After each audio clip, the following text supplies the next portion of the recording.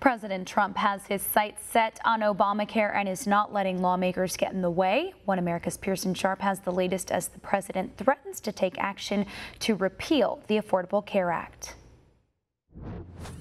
Obamacare has failed, and Obamacare must go. And let me be clear, this is the moment. Now is the time. Washington is in a deadlock over Obamacare. With Friday's vote, Congress is directly challenging President Trump's promise to release the American people from what many call an unconstitutional tax. But some lawmakers say the president should take matters into his own hands. Florida Representative Ron DeSantis claims that Trump should make good on his threat to end all subsidies that federal lawmakers receive for buying insurance through Obamacare. Like the president, DeSantis argues that shutting down the subsidies could be the quickest way to bring lawmakers back to their senses. His comment follows several tweets from President Trump over the weekend, warning that bailouts for Congress would dry up if they don't approve a new health care bill. They should have approved health care last night, but you can't have everything. Boy, oh boy. They've been working on that one for 7 years. Can you believe that? The swamp. But we'll get it done. We're going to get it done. You know, I said from the beginning, let Obamacare implode and then do it. I turned out to be right. Let Obamacare implode.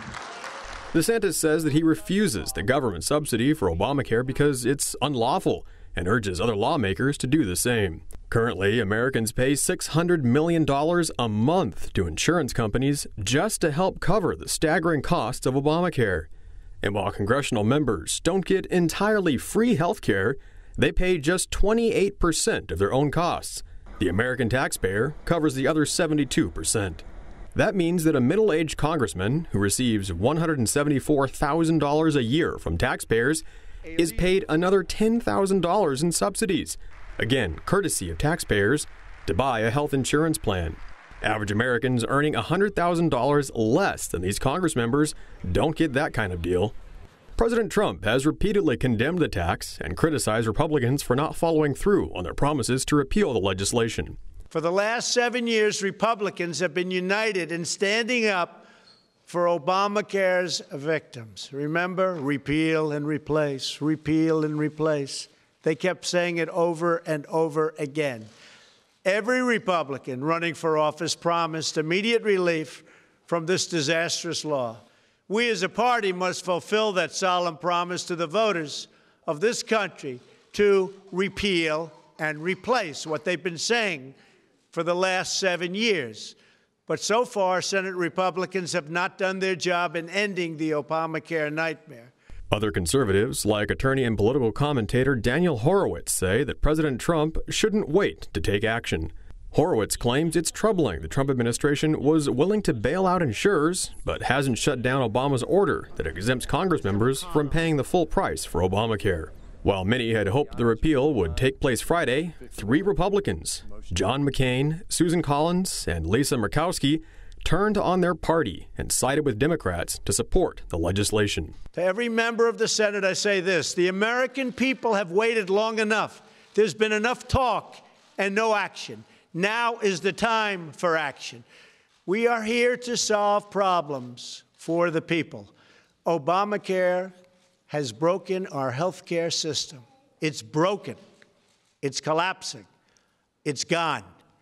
And now it is up to us to get great health care for the American people.